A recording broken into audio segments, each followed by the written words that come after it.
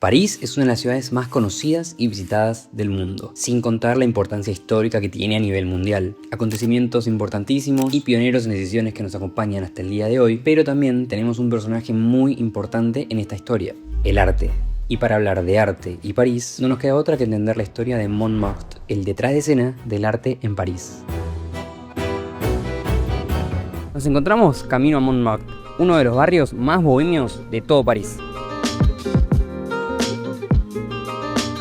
Ya habiendo bajado del metro, vamos camino al funicular, pero mientras tanto hablemos de las dos acepciones de lo que es Montmartre. La primera hace referencia al Monte de Marte, por el dios Marte obviamente, pero luego con la evangelización de toda la zona pasó a ser el Monte de los Mártires, entonces los nombres eran muy parecidos. Pero si vamos un poco más allá, Montmartre era un pueblo independiente de París, y como bien decíamos recién, es una colina en las afueras de París y por eso la palabra Mont en el nombre. Y en cuanto a las teorías del nombre, si bien no hay una explicación certera y formal hoy en día, podemos decir que antes de que el cristianismo llegara a Francia, era conocida así por el dios Marte, pero tras la ejecución de Saint-Denis en el 272 después de Cristo, quien era el patrono de París y quien fue justamente asesinado en esta colina, también comenzó a tomar el nombre de Mons Martyrium, es decir, Monte de los Mártires. Pero bueno, ¿vos qué pensás? ¿Qué nombre tiene más sentido? Para llegar a la zona de Montmartre, primero vas a pasar por la zona de Boulevard de Clichy y Place Blanche, donde vas a estar a pocos metros de los accesos a Montmartre. Las escaleras, que son bastantes escalones, y justo al lado tenés toda la parte del funicular.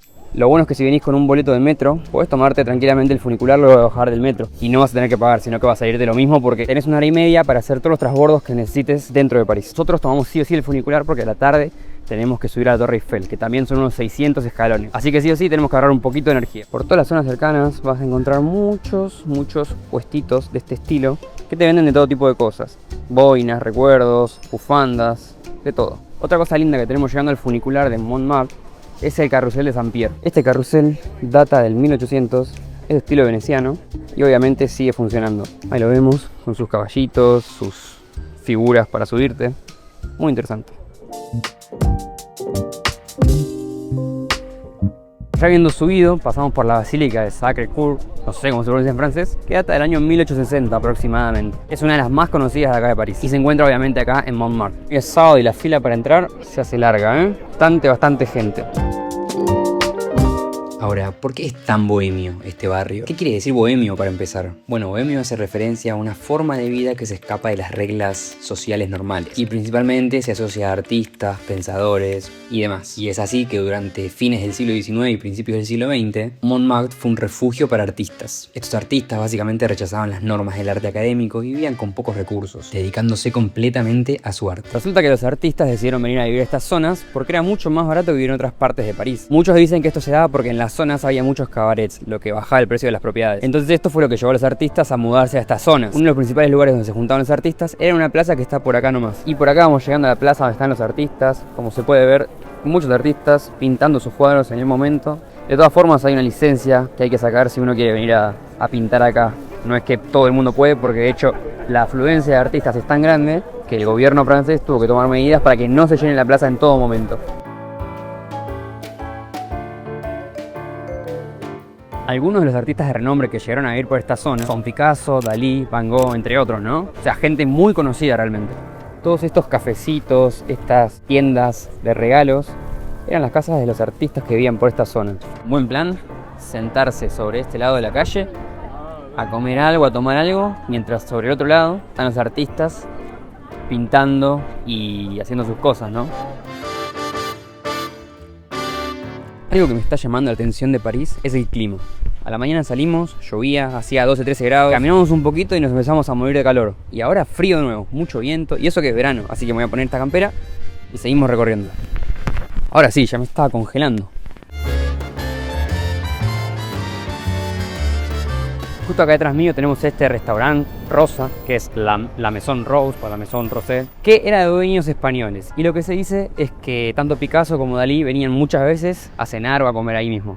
De hecho, esto surge porque Ramón Pichot, dueño de la casa y también pintor, era el amigo copado que ponía lugar para que esas reuniones sucedieran. Picasso incluso inmortalizó a Pichot y a su esposa Germaine en su obra Los Tres Danzantes. Obviamente con el tiempo dejó de ser solamente una casa y Germaine convirtió la parte de abajo, la planta baja, en un comedor. Ahora, en este lugar no solo frecuentaban Dalí o Picasso, sino que también hay datos en los cuales se dice que frecuentaban personajes como Edith Piaf o Alain Delon, por ejemplo. Luego de la muerte de ambos, la casa fue administrada por algunos vecinos hasta que finalmente fue comprada por alguien que decidió volver a convertirla en un buen restaurante. Y justo muy cerquita del restaurante que acabo de mostrar tenemos el primer viñedo de París. Pasa que la zona antes era una zona de viñedos y de molinos de trigo, por eso tanto hincapié en los molinos en esta zona. Clos Montmartre es hoy en día el único viñedo que quedó activo en la ciudad.